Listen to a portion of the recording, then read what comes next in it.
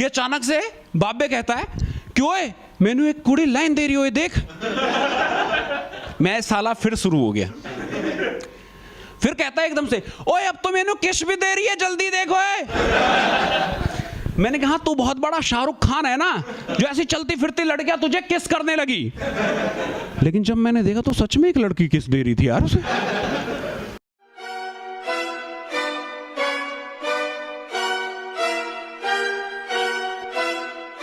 तो यार school bunk ना, ये हम प्राइवेट स्कूल के बच्चों ने सिर्फ सुना था, होता क्या हमें नहीं पता। लेकिन गवर्नमेंट स्कूल के बच्चों के लिए ये बहुत ही नॉर्मल चीज थी, क्योंकि वो स्कूल ही कभी कभार जाते कि चल आज एहसान कर देते स्कूल पे, वरना बाकी दिन बंक पे रहते थे, क्योंकि उनसे पूछने वाला ही कौन था यार। पेरेंट्स की फीस जा नहीं रही, उन्हें क्या ही मतलब। बच्चे टीचर वो खुद ही बंक पे रहते थे, तो बच्चों की क्या ही सोचते।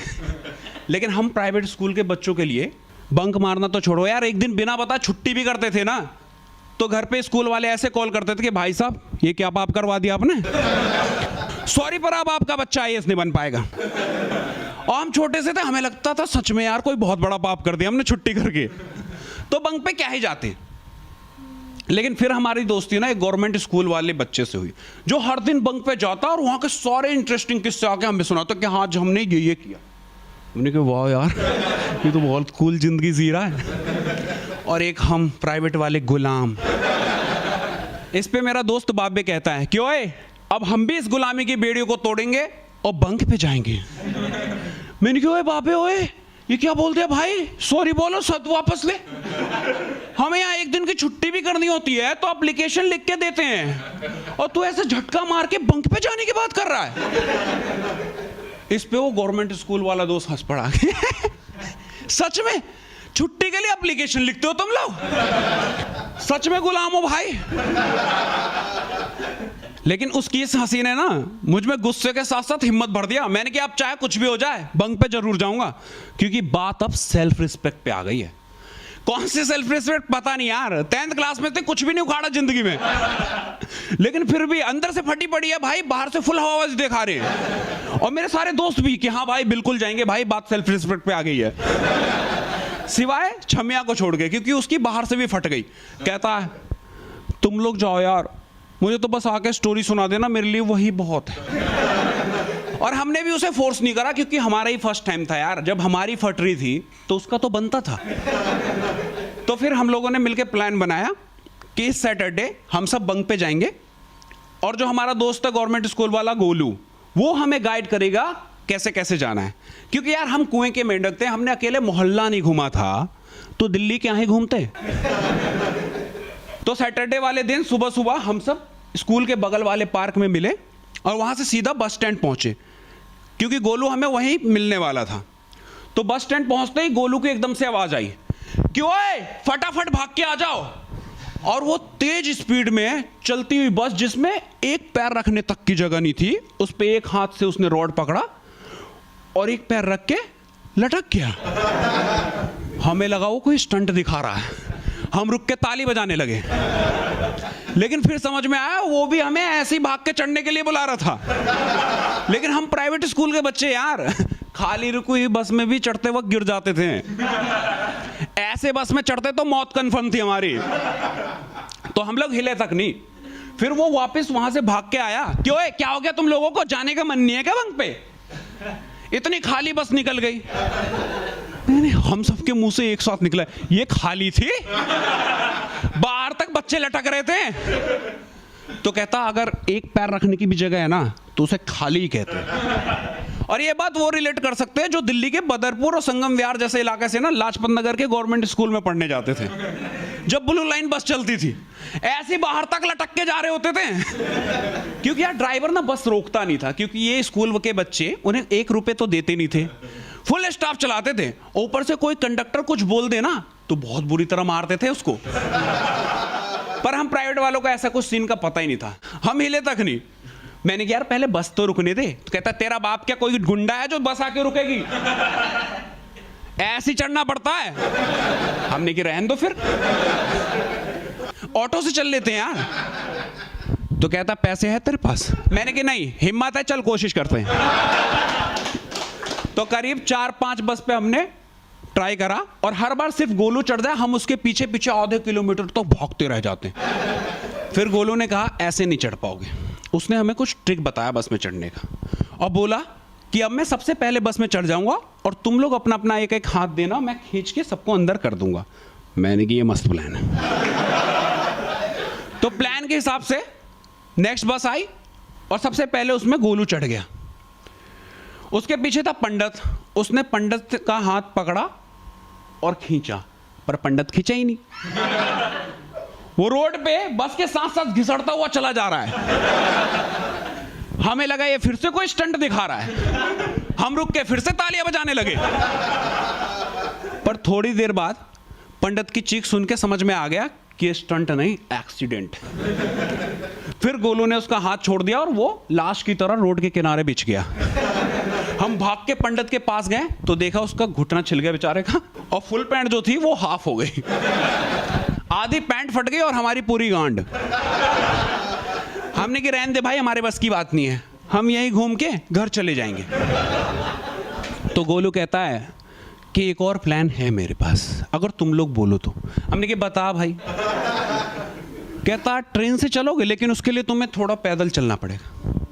हमने कि भाई चल लेंगे यार, ये तो तू हमें पहले ही बता देता, खामखा हमारी ऐसी तैसी करवा दी।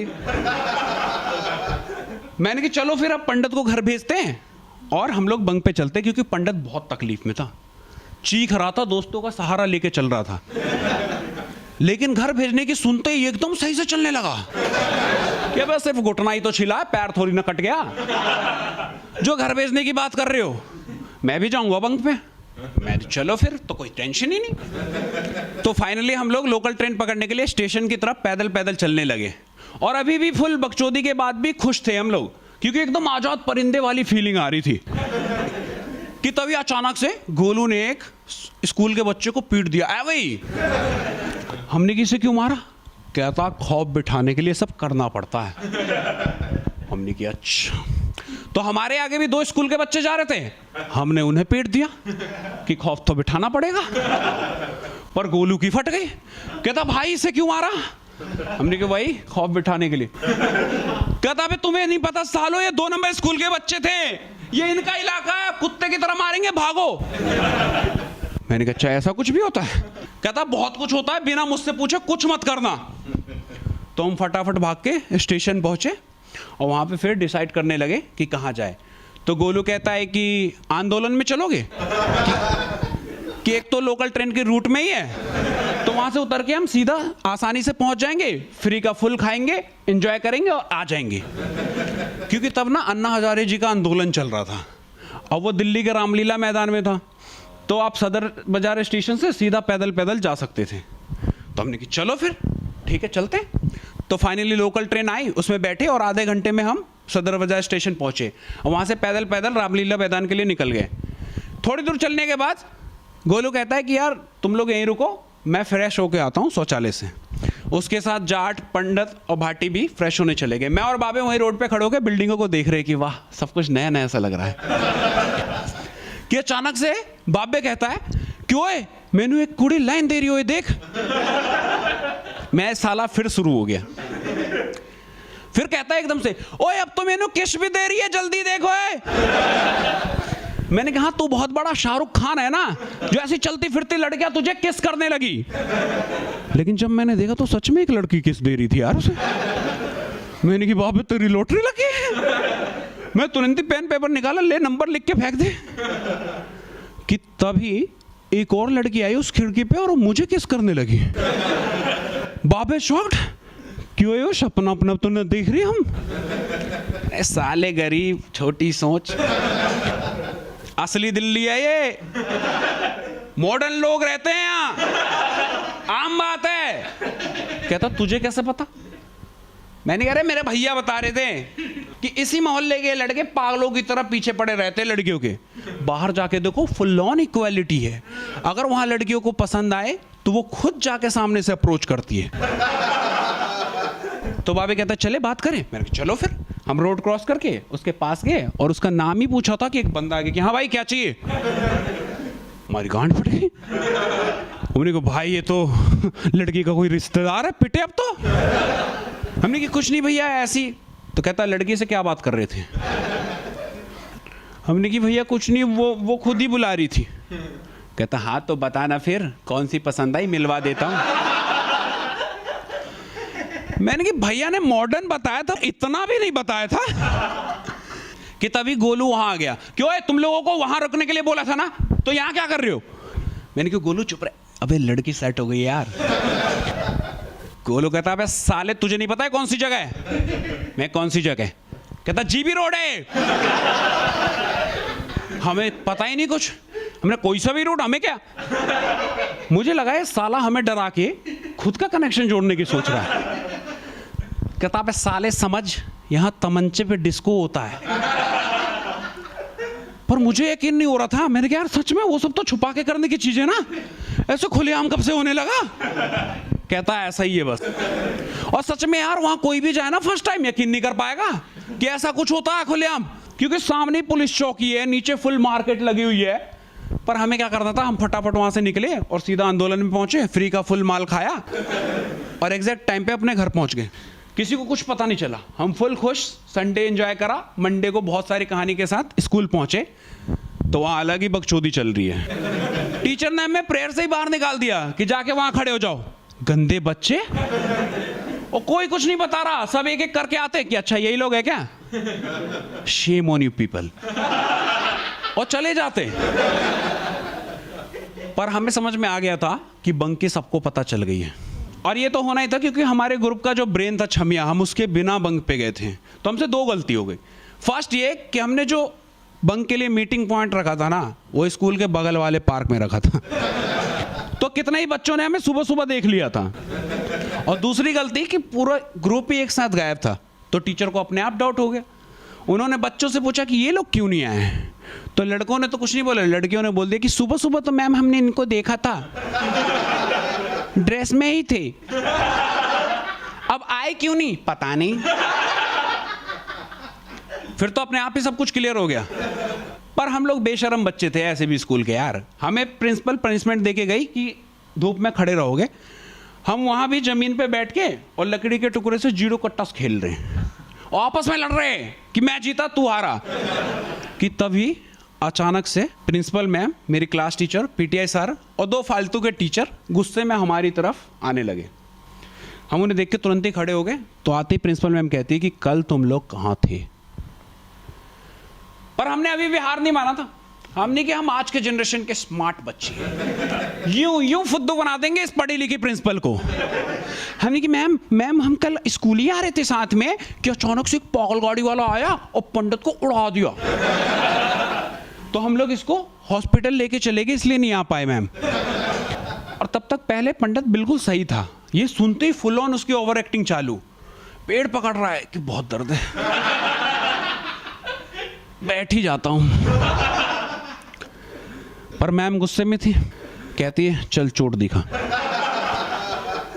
तो धीरे धीरे पैंट को ऐसे ऊपर कर रहा है और घुटने पे लाके रोक दिया कि अब नहीं हो पाएगा। पर पीटीआई ने गुस्से में एकदम से उसका पैंट ऊपर खींच दिया। तो देखा कि घुटने पे जरा सा खरोंच। मैडम कहती है अच्छा इस चोट के लिए तुम सब इसको हॉस्पिटल लेके गए थे। इस पे हमने कि मैम इसे देख के जज मत करो, गुम चोट लगी थी, डॉक्टर कह रहा था सही टाइम पे ले आए वरना पैर काटना पड़ता। ये सुनते ही पंडित हमारे पैरों पे गिर गया कि तुम लोग भगवान हो यार। हमने कहा ठीक है फुल ऑन ओवर एक्टिंग कर रहे हैं। और हमारी नौटंकी देख के पीटीआई गुस्से में आ गया। क्यों है, क्या नौटंकी है सब है? तुम लोगों को क्या हमारे माथे पे सी लिखा नजर आ रहा है? इस पे हम सब ने एक साथ उनके माथे को देखा और बोला कि सर अब तो मिट गया। अब सबके सब गुस्से में आ गए। प्रिंसिपल ने कहा फटाफट इन लोगों के पेरेंट्स को बुलाओ, ये नहीं सुधरने वाले।